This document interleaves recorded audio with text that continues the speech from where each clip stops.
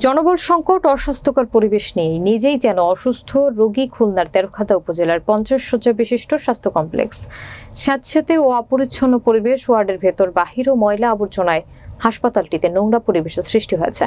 খুলনা জেলা প্রতিনিধি রাসেল আহমেদের প্রতিবেদনে থাকছে বিস্তারিত।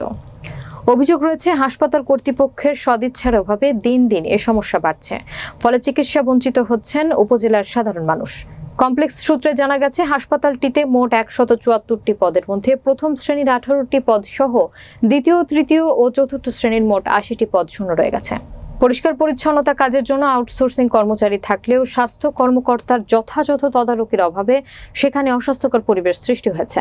মহিলা ওয়ার্ডের শৌচাগারের দরজা খুলে গেছে, শৌচাগারে গেলে দম বন্ধ হওয়ার মতো অবস্থা হয়। পুরুষ ওয়ার্ডের অবস্থা আরও নাজুক, রোগীর কেবিন, টয়লেট, বারান্দা, প্রতিটি কক্ষ নোংরা পরিবেশ। হাসপাতালের পরিষ্কার পরিচ্ছন্ন কাজের নাজুক পরিস্থিতির কারণে চিকিৎসা নিতে আসা রোগীরা বিড়ম্বনার শিকার হচ্ছেন। ভুক্তভোগীরা জানান, যথাযথ কর্তৃপক্ষের তদারকি না থাকায় হাসপাতালটিতে এমন পরিস্থিতির সৃষ্টি হয়েছে। হাসপাতালে গিয়ে দেখা গিয়েছে, বহির্বিভাগ, জরুরি বিভাগ এবং অন্যান্য বিভাগ মিলে প্রতিদিন প্রায় 300 থেকে 400 মানুষ চিকিৎসা নিতে আসেন। মূল ফটক পেরিয়ে হাসপাতালটিতে ঢুকলেই দেখা যায় প্রতিটি সিঁড়ি ও মেঝেতে ধুলার স্তর, পড়ে আছে ব্যবহৃত টিস্যু, কাগজের টুকরো বা অন্যান্য ময়লা। একই অবস্থা ওয়ার্ডের ভেতরে, ময়লা ঠিকমতো পরিষ্কার না করায় চারপাশে দুর্গন্ধ ছড়াচ্ছে, সেখান থেকে উঠছে মশা মাছি। শৌচাগারের ভেতরটা স্যাঁতসেঁতে, শৌচাগারগুলো ব্যবহার করতে গিয়ে রোগীরা পড়েন বিড়ম্বনায়। রোগী ও স্বজনদের দাবি, পরিষ্কার পরিচ্ছন্নতার বিষয়ে হাসপাতাল কর্তৃপক্ষ উদাসীন। খুলনার পরিচালক ডাক্তার মোহাম্মদ মঞ্জুরুল মুর্শিদ রাজধানী টেলিভিশনকে বলেন, এই বিষয়ে প্রয়োজনীয় ব্যবস্থা গ্রহণ করা হবে।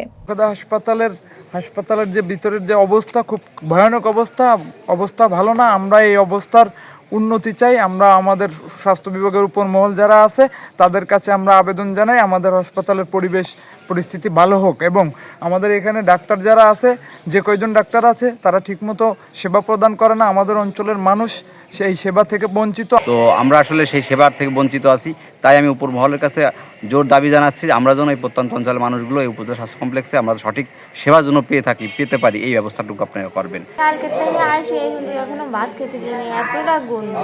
আর আমার বাচ্চা তো অসুস্থ, আরো অসুস্থ হয়ে যাচ্ছে।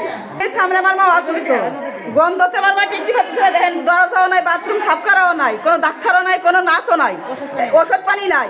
বাইরে দুটো কি আনছি তা দেবে, তা ডাক্তারও নাই, নার্সও নাই। আমরা কি করে বাবা এই জায়গায় রুগী দেখাবো? তুমি টিকতেই পারি না, আসতেই পারি না, গন্ধতে বমি আসে, একটা দরজা নাই, বাথরুমে পায়খানা সরে না, পানি সরে না, কি অবস্থা, ঘৃণা করে, আসলে এমনি বমি করে।